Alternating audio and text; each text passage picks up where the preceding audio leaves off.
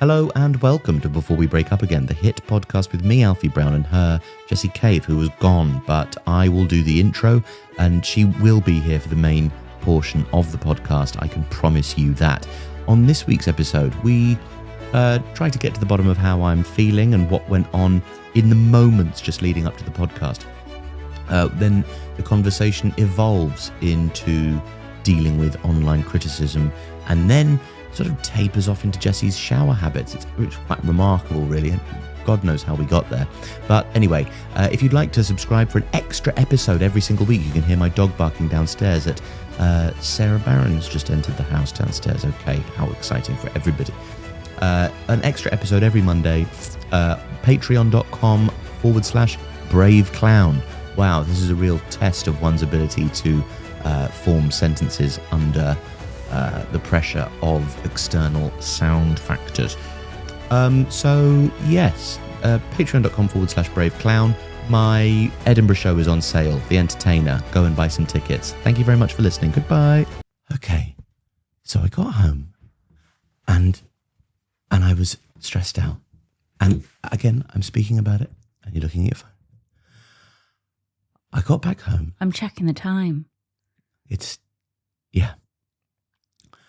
I got back home and I was stressed out because work had been stressful and emotionally tumultuous for me. I got back home, I saw you, I was affectionate towards you, you were affectionate towards me, we were having a nice time, and then we had a little hug, a little kiss. I was a bit overwhelmed by what was going on. Either way, I wasn't in a bad mood. You asked me if I was in a bad mood. I said no, and I wasn't.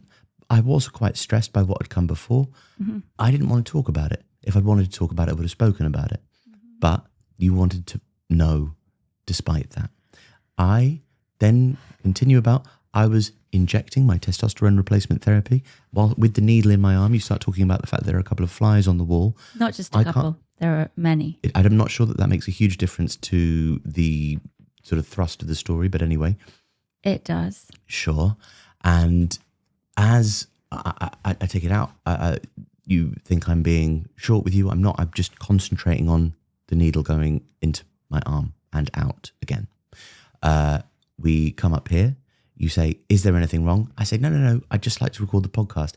Again, I'm okay, but you want to know what's wrong with me.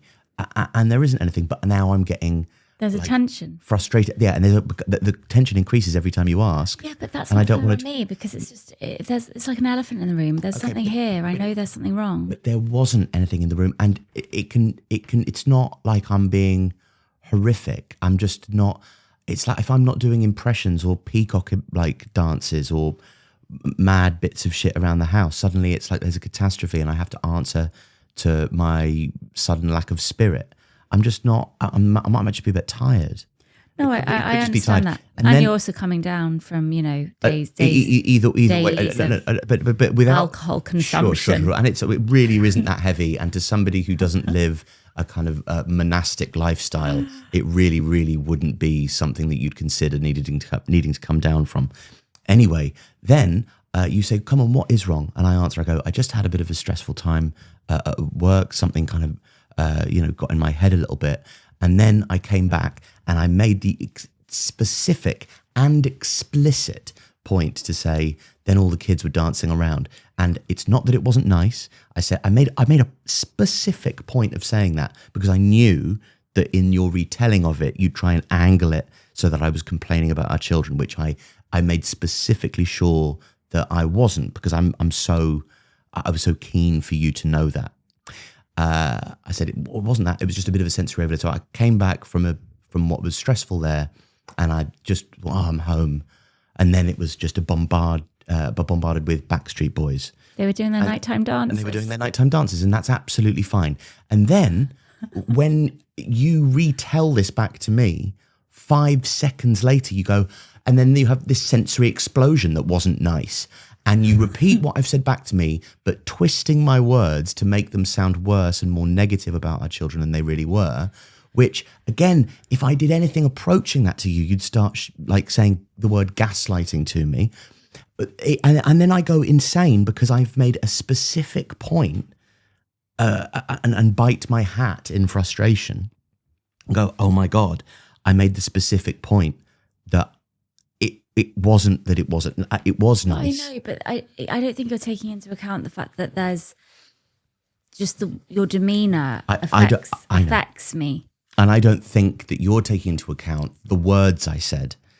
And if we're looking for places that we can gather meaning and like what I'm trying to communicate to you, the words is the first place I'd look. And then I'd start looking at demeanor and what a drag that is for you. I also think that you possibly are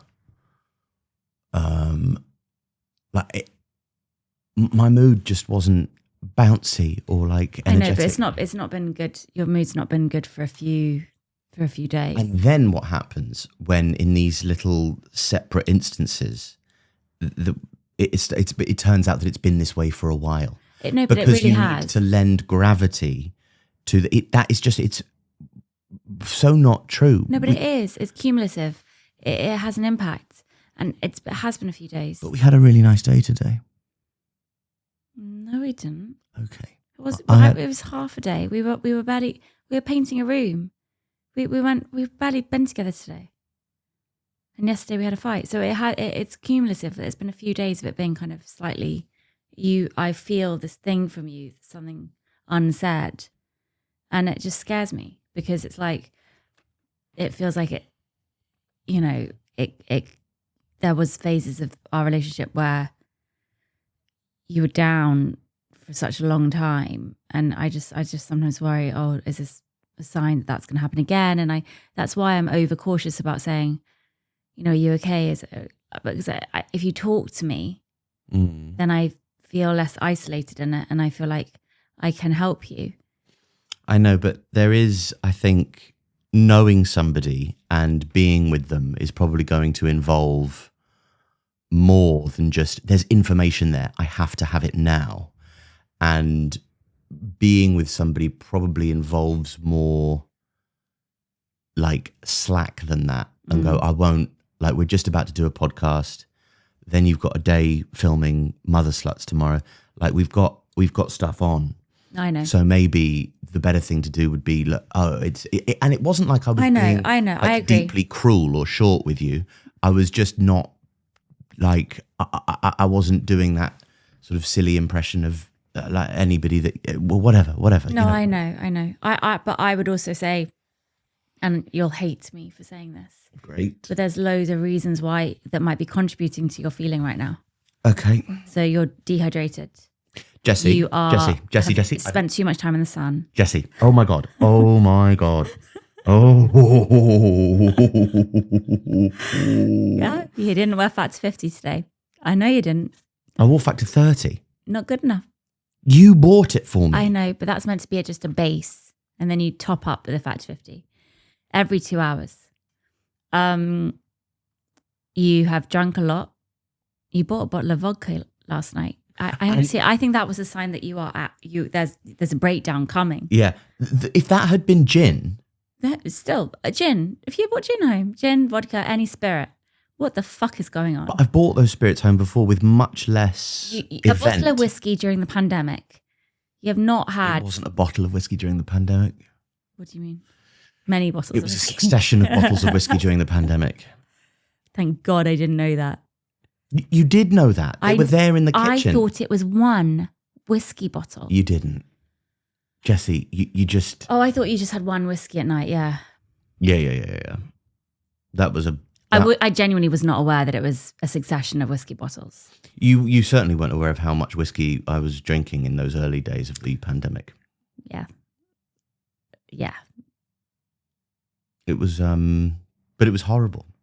And that was a salve.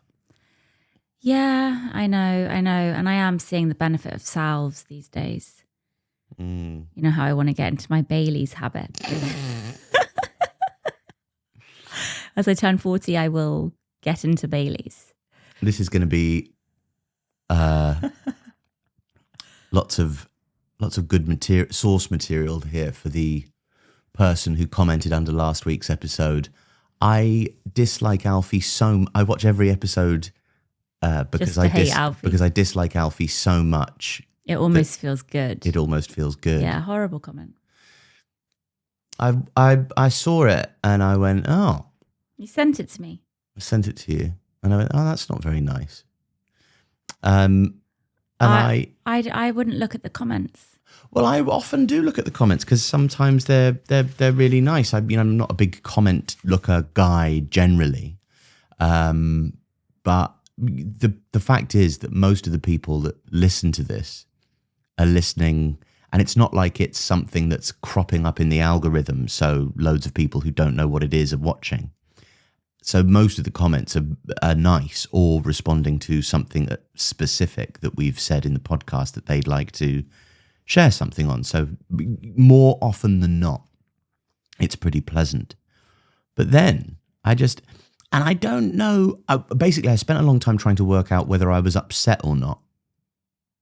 And I suppose I did think about it a lot, and I have thought about it since. You've been affected. Yeah, but I'm not sure that. So I understand logically, like that. First of all, that's fine. Not everybody likes everybody.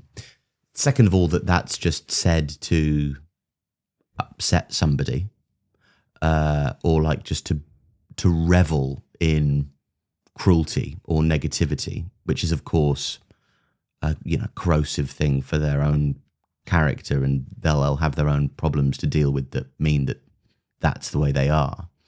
But yeah, I didn't. I think actually what got me about it is, what if I am a prick? No. But I was trying to think, am I? Because obviously it's in my interest to believe that I'm not, but so obviously I think I'm not.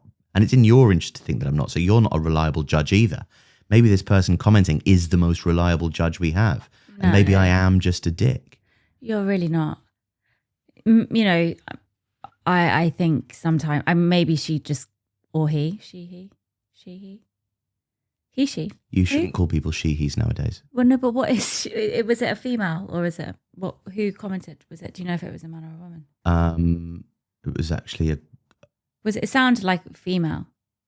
Weirdly, and you're not going to believe this, but do you remember Sheridan Smith from 2 Pints of Lager and a Packet of Crisps? Mm-hmm. It was her. It was not. No, it was just, I don't know who it was. I mean, I think it was a female. Yeah. Maybe they just dropped in to just put a bit of hate there. They'll drop in somewhere else, put a bit of hate there. Mm-hmm. They're just, it's what they do. Because I was aware that the thing that they used to write, it was your heading, but they wrote about us on it a lot. Tattle. And forums exist like that. I mean, if I'm so glad that at least there's one part of my personality that is quite strong. Yeah. And it is the lack of curiosity. Yeah. About looking on those things. Is it a lack of curiosity or just a knowledge that, I said to you earlier, I've never taken cocaine because I know that if I did, that's the end. Yeah, you'd be gone. I would be dead. Oh, I wouldn't be dead necessarily, but I'd ruin my life and your life at least. Oh, I wouldn't be with you if you had done it. Yeah, and that would ruin some part of your life because something you thought was going to be your life would go very quickly. If you did it occasionally, fine. If I don't, but I wouldn't. You wouldn't be able to. I'd be do it on occasionally. it now. You would be on it all the time. Yeah, I'd be a brilliant podcaster. Maybe actually for the purposes of accruing new and lucrative brand deals, we should get into cocaine to improve the quality of the podcast. About crack? Let's get into crack. I'm not sure crack is quite the conversational aid that cocaine is. I don't know if it's a conversational aid. It's more of just a stamina thing. Just stay up all night talking and thinking you are the king. Becca, I think, said today something like, "I am the kingdom" in the playground as he was trying to do the monkey bars. I am the kingdom. Yeah, well, I think you're very, very strong-willed not to look at those things, because there is something. I understand what she means by dislike so much that you enjoy it, because the hatred is sort of quite titillating. And I remember when I looked at that forum, like finding it, like getting a buzz out of it. Like I felt it in my bollocks. I could feel the sort of transgressive, nervous, tingling sensation of viewing something that perhaps I shouldn't. And I don't remember feeling upset by too much of it. Not least because, I mean, obviously anybody who's talking about anybody on a sort of a forum of a fair amount of, like, which is there to dislike or criticize public figures. It's like, you know, when you get interviewed by Saint Peter after you die, he's not going to be too enamored with, oh yeah, it's just a hate forum. We just all contribute to a hate forum. That's what I did with my. It really affected BB, I think. It did. Well, yeah, she told me about it. Yeah, and she was going to write about it on her show. She didn't. I just got that great. Oh, I should post that Poundland Russell Brand thing that I got from the Tattle people. Have you not posted that clip yet? Well, I have posted it, but I should repost it because he's in the news. Oh, yeah. Because of that? Piers Morgan looking through his Bible. Oh, and he has admitted to having sex with a 16-year-old when he was 30. Yes. Yeah, which is such a funny admission, because it's like, yeah, I did the worst thing that you can possibly do with it still just being legal. So that's what I did. Did you notice in that clip that he had lowered his voice? He's obviously trained himself to speak lower, to be more authentic and spiritually, you know, seemingly more serious. Oh, that's interesting. Yeah, his voice was completely different. I thought I could see him try and maintain his composure and his, you know, Christianity, because he kept on almost snapping and going back into, oh, well, there you are, forsooth, bequeath mon troth, you have revealed yourself to be a snide, sir. And rather than go into his whole, like, pantry of bullshit, he decided to maintain a sort of Christian stoicism, if that isn't a contradiction in terms. But I did notice the page was flickering. He was nervous. Well, that was our Russell Brand detour. I don't look. I will not look. I have been exposed more recently to a wider variety of negativity with comments because of Sarah, because our stuff is so much more hateable. I'm absolutely, I'm so proud and shocked by your journey into alt content. But it's so funny though, because it's like, I don't mind getting the hate, but when Sarah gets it, I think I'm this is too bitchy, but it's like, it's us who are getting the hate, but I still am arrogant and I'm like, no, it's her. It's her. It's not me. It's her. It's definitely us collectively. But I'm almost kind of so don't want to accept it that I'm thinking up any excuse for it not to be my fault. Yeah. People don't know to what extent you're joking or not on that, do they? I think that's the trick of it, to keep people guessing about to what extent this is a character or what's really you, and to blur the line between those two things. Yeah. It's quite a nice point of intrigue and quite a nice fuck you. Yeah, I'm being too me. I've got to be a little bit more heightened, I think, just to make it clear. But I think, yeah, maybe. I think that you do heighten and exaggerate reality enough that there's enough in there. I hope so. That's tomorrow on the agenda. I was told by somebody recently that my online persona is very intense, has become more intense. And I had prompted them to say this, or to say something by saying, just be honest with me. And they said, well, I think that it's very, very intense. And people have said that it's intense to me. And my blood just almost stopped flowing for a second with fear that I am everything that I don't want to be. And I don't want to be embarrassing, and I don't want to be intense, and I don't want to be mad and desperate. And yet I am all of those things combined and more. And it was just, I had to just kind of, well, you were very helpful, but you know, you just have to take everything with a pinch of salt. Like, people are going to dislike you. People are going to like you. There's people who won't give a shit. They'll scroll by. I remember in the pandemic, to go back to these, you know, my whiskey drinking salad days, and I wore, because I had longer hair then, I would wear, because I was at home in a pandemic, I'd wear quite a lot of your headbands and like in the bow, this kind of scrunchy bow sort of things, and polka dot cotton elastic headbands. And I was on Instagram. You take quite a lot of Instagram photos of me, or I put Instagram photos of myself up, but just in my pajamas and a headband. And I remember Josh telling me, oh yeah, so-and-so asked me, is Alfie okay? Well, no, are you? Are any of us? You shouldn't be.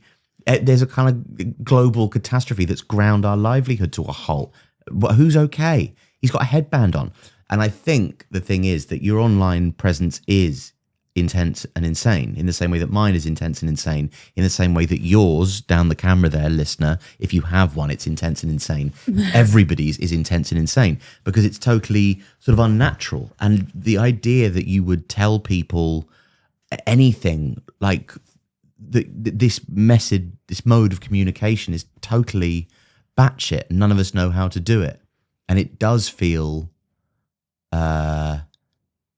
deeply, it's like a disturbing thing to participate in. Yeah, and I've noticed more and more, as we all have come to this depressing understanding, that it's vital to our livelihoods now. We haven't spoken about social media in quite some time. Yeah, sorry. There are no clean hands. We're all in the same plague pit here. No, but I've noticed when someone is just switched and is committing, they've decided, okay, I'm going to post every day. And you see it in their eyes, and then you see it after a few days, and you see them slowly kind of lose themselves in this mania. And then they either stick with it and they're onto a, you know, they're going somewhere, or they give up. But yeah, you can, I notice very quickly when someone has just made that switch and has decided to stick with it or commit. And you see that it's like Stockholm syndrome. These people are sort of falling in love with their captor. And there's the sad... So the captor is them. The captor is themselves. They've stuck the tripod up. They're filming themselves. They're editing themselves. But it's completely necessary to pursue a career in the arts, to engage in this practice, which is wholly unartistic. Yeah. But if you can do it and understand that this is the way to enable you to make art offline, then you're playing the game. You're winning because you get to do what you love. And what do you love?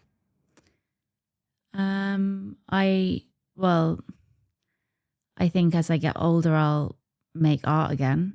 But right now, I don't even have time to shower. My showers last less than 30 seconds. I think there's a lot of choice involved in the length of your showers. I don't think there's very much choice. We came upstairs from putting 2 of our children to bed. 2 of them were still down there watching their last episode of anime before lights out. And I knew that we had to start the podcast, and we have exactly 40 minutes before Sarah comes over. So I was like, this is my window. And it was about 2 minutes. Well, so it's 30 4 seconds. times as long as 30 seconds. 30 seconds showering, 30 seconds drying, 30 seconds moisturizing, 30 seconds dressing. Well, Got it down. I hope you were thorough in your clean. Very thorough. Yeah? Probably not as thorough as I should be with my back. Okay. But I think we all do that. So we all don't tend to our backs But you're going enough. to have a smelly back. No, but no one, like, unless you really scrub, it's hard to get your back. Mm. Do you wash your legs? No. Yeah, I don't wash my legs either. Do you wash your feet? No, because I just assume that whatever I'm washing, it will trickle down. The soap will trickle down to my feet. Surely. Wasn't this a big kind of a black-white debate about, like, I think weren't I could be misremembering this, but wasn't there, like, black Twitter was incredulous that, like, white Twitter said, oh yeah, we don't wash our legs, or it could have been the other way around. But I seem to remember the journalist Marie Leconte telling me about that. Oh, right. No, I don't know anything about that. No? Anyway, you don't wash your legs. Do you wash your arms? No, I don't wash my arms. Okay. I wash my armpits. I wash my Go intimate area. Do you use intimate wash? No, don't use any. Don't use anything. Just use like a little bit of. Well, we don't actually have soap at the moment, do we? No, we have Cetaphil foaming cleanser. We have the foaming cleanser, which I use on like my armpits. Yeah. I don't really need to though, because I don't fucking sweat. No, you're a stinkless woman. No, it's not stinkless. I just don't sweat. It's Yeah, very and strange. therefore you're stinkless. Well, maybe. You are. I sometimes worry about my lack of sweat there. Yeah. Where do you worry it's all going? Yeah. You do a lot of wheeze. Right. I think we've gone off maybe- track here. Well, I don't think there was ever really a track. I was just keen to get us off the subject of social media. I was just keen to get you off saying black, white just as quickly as possible. Oh, yeah. Any mention of the idea that race exists makes you extremely tense, isn't it? Just with you. Yeah, fair enough. Just given I think everybody knows. I think, given the catastrophe of our last few years. Sure. My office is being decorated, isn't it? It is, because you can't work unless Again, it's- you've invented that. It was your idea to paint it, and It was not my idea to paint. I loved that green. it was it looked appalling with the desk as it was. You are basically just very picky. It would have been fine. You needed to have it a different colour. That is not me. Don't put that on me. But I was going to do it, and you said, "Oh no, well." Anyway, Yeah, you were That's going to do happening. it, but you wouldn't have done it. We would spend weeks thinking about it, and it's nice to employ Ali, it a is. lovely decorator. It is. Yeah. I like Ali. So do I I. don't think he drank anything all day. I tried to offer him. I didn't. I'm not a hostess. Mm. I'm really. Do you think that all of the people who came in to do little bits to the house, do you think they hated us because we didn't ever offer them a cup of tea? I did always offer them a cup of tea. Well, I've never offered them a cup of tea. I always offer everybody a cup of tea. I maybe have offered water, but I don't. I feel like people would like. I'm just worried about being rejected or offending them, so I don't offer. One time, I think it was the electrician. I said, "Do you want a cup of tea?" And he went, "Oh yeah, thanks." And I went, "What? So you actually want a cup of tea? You want me to make you a cup of tea? All right." And then I got all how I've never got to this stage with anybody before. So how do you like it then? Just Builders, 1 sugar, thanks. Right. I don't Okay. actually have any sugar. Already Builders. Okay, I'll get right on with that then. Got him a cup of tea. That's nice. I miss Alberto, our first builder in this house, I don't. who took $5,000. $5,000 for that job. Mm. Complete waste of money. Yeah, but now you know. $5,000. Now you know. Building is just, oh my God, it costs so much. I mean, £5,000 of our money, but we were so naive back then. Then we A thought, year ago. a year ago, and there was money. And there was money. And we got him in to, we said, "Oh, can you?" And then it's the confidence of a builder that says, "Oh no, I know what I need to do in here. Don't worry. I know what I need to do in here." There's so much stuff that needs undoing. Either has already been undone, or needs undoing that he did down there, and then left it unfinished with paint still peeling off the thing. I'm sure you could complain and get that money back, or at least you could have done. Well, no, because you were the one who found him, weren't you? Yeah, through in a company. B&Q. Huh? In B&Q, no, I'm joking. Right. No, I don't know where we found him. I think it was Checkertrade. Checkertrade.com. Yeah. I think it was that. So that all you can do is leave a mean review, isn't it? I also don't even know how I would track him down now. I think I've got his WhatsApp. Yeah, you'd love that, wouldn't you? Yeah, I did like Alberto. Mm. He was a Poundland Jason Momoa, to use your... But even, well, that belongs to Tattle. That's whoever that was. Yeah. Tattle. I can't wonder if I can remember any of their names. Just don't. I mean, I'm sure they're out there still. I'm sure they watch the podcast and fucking hate it. They hate watch it. Probably one of them was Tattle. Maybe. Yeah. Maybe. Yeah, I would Maybe be really they missed their friends and they just, no, our forum's gone. I need to, just looking for other, do you hate them? Is all of Tattle gone? No, it's just our page, I think. Okay, well, don't look for it, guys, if you are listening to this and want to have Well, if it's gone, you can't find it anymore. Well, you don't know that. I might have come back. Well, it could have come back. It has really affected me in a way with shows, because I now expect people in my audience to be a percent, I split it into, right, a third of the audience will like me and they'll have watched me over the years and have been following me and come to all of my shows and genuinely like me. And then I'll have a third now who I just assume the worst. They are there because they dislike me and they want to see me fail. But just to let you into what's going on that website, they didn't really listen. They were pro you. I don't know. Not always, not without criticism. Some kind of unfair criticisms, but what, like privileged rich bitch? Yeah. I don't think anybody. Rich. I think people. All that Harry Potter money when I was 19. People hear your voice and know that your parents were doctors, and then think you grew up in this palatial mansion environment. Oh yeah. Whereas actually, having seen the photos, if you told me that you grew up in one of those kind of 90s land grab wars, I would believe you. If you came here from Kosovo at the age of 11 years old, that would make sense given the way that your upbringing looked to me. It wasn't. There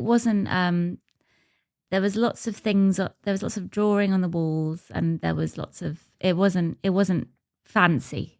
It was not fancy. It was a space of utility. It was utility, and I think that's why my mum is so incredulous whenever she comes around and she sees that we're decorating, like we're painting, and she's like, "What? Why do you need to do that?" Yeah, but I think it is. It doesn't come naturally to me. The curation of a space aesthetically. Which is why I think that desk and that colour on the wall downstairs is so completely madly stupid, and the horrible shelving that we thought would be. I never liked those shelves. Yeah, but then why did we buy? It's just crazy. Why you did? Because you thought they were cheap. I don't know what I'm doing. Yeah, and because they were cheap, so it's all we. I mean, I don't know. I don't know. I quite like the idea of not being someone who gets really bogged down by style. I like utility. I like things that just are useful, and it doesn't have to look pretty. It can just be. And there are some artists that I love. Like I really have always admired Miranda July, because whenever she shows glimpses of her house, it's always so quite pared down. And I mean, she lived for years, I think, in a studio that was very basic, and I quite like that. I absolutely like that as well. But then there's if there's all these spaces and all these rooms, and there's also so much stuff everywhere. And I think the pared back look works well when there isn't a lot of clutter around. But I'm just looking over there to see an IKEA pegboard with seemingly it's just where we keep the pegs. It looks cool. Yeah. And it's got a drawing of a skeleton. It's my grandma's drawing of a skeleton. Yeah, it's got a Pritt stick. It's got a pencil that says one of our children's name on it. I think it's got a Michael Jordan basketball card in a protective perspex casing, a felt heart. He was my first love. Yep. Michael Jordan, Alberto, Alfie. What a journey you've been on. A skull necklace. Space Jam. Just nothing better. Pritt stick. Vincenzo Latronico's Perfection, a jar of ink, and a giant pencil. What the fuck is going on there? That's me. We've got this ancient sort of floral mahogany chest. That's got my mum's wedding dress in. Completely gorgeous, and it's got your mum's wedding dress in. I could wear that. We've got a piggy bank from a bingo hall called Riva Bingo in Sutton. That was the first gift you ever got me. That was the first gift I ever got you. I love this. It was from when I was filming Brexit Stage Left with Jamali, Maddox, Fern Brady and Sean McLaughlin. And the last thing we filmed was a bit of promo material in Riva Bingo in Sutton. And Sean Bingo called for a little bit and had to apologise to two old women for swearing. That's cool. I thought this was quite kitsch and funny in a way that would both amuse and engage you. And what other gifts have you got me? Brought it back for you. You also got me a pigeon tote bag. I got you a pigeon tote bag from Vilnius in Lithuania. I got you it could have been from Riga in Latvia. I do confuse those two places, listener. It was Vilnius. Yes. Good. And I've got you various books throughout our time together. Now you got me this big diamond ring. I wouldn't call it that, but yeah, I got you that. I've got you a jumper that says our child's name on it that I knew you'd like. Yeah, that's the best jumper ever. Although I look quite fat in it. You don't? No, I do. Okay, first of all... Not that fat's bad. Exactly. You can't use fat as a pejorative term. That's very much your black and white for me.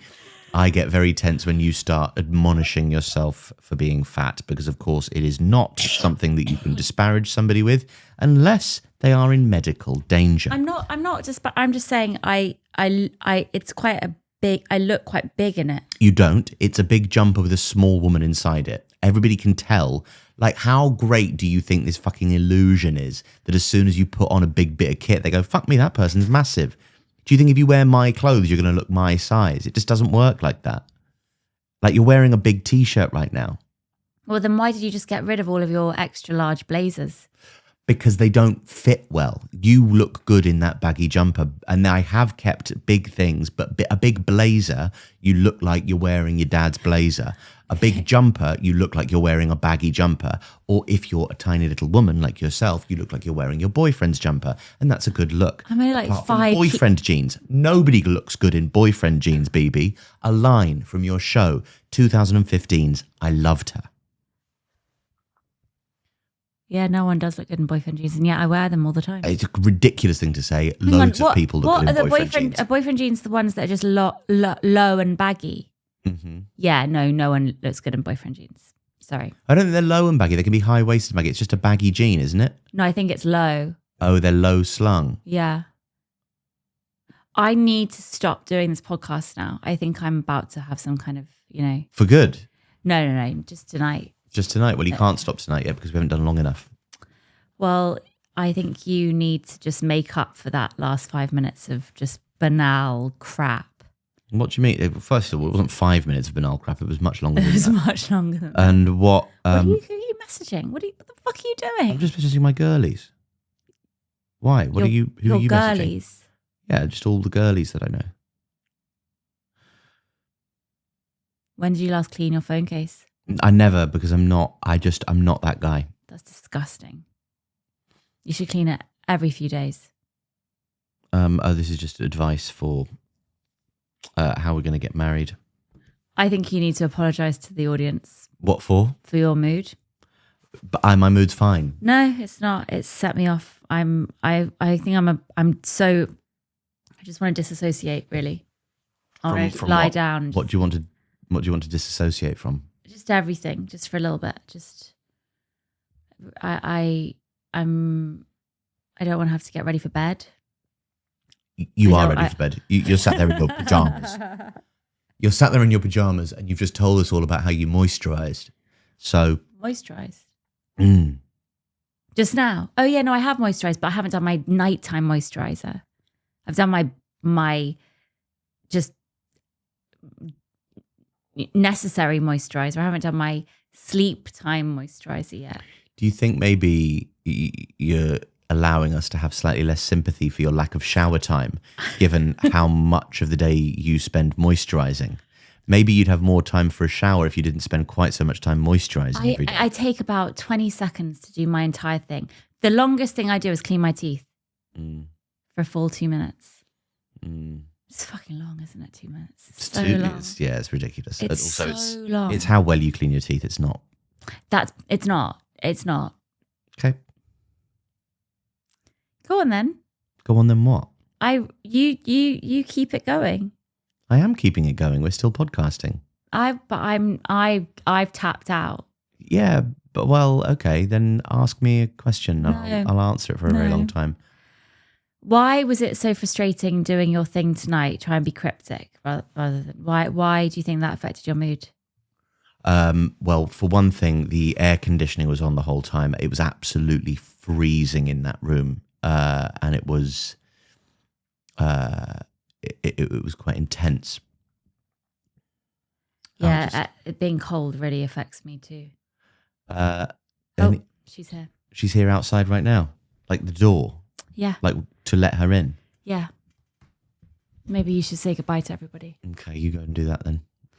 I'll see you. Sorry, everybody. It wasn't very good today. I don't think that's necessarily true. I think that we both are very. For some reason, we've just been so busy that we haven't really sat down to talk about what we want to talk about on the podcast. We've just kind of slotted it in. I don't know what's happened. Everything just seems to have got so busy, but we're not doing anything. 4 kids. We've just been looking after Becca, the most demanding 4-year-old in the world. Looking after him is like looking after 4 kids. It really is. And we have 4 kids. I hate sending him to nursery, but he went for the first time in a couple of weeks yesterday, and it was glorious. And we had a really nice day that at the end of the day, when you get annoyed, you forget about. Thank you very much for listening, everybody. This was Before We Break Up Again. Tune in next week for more juicy shit.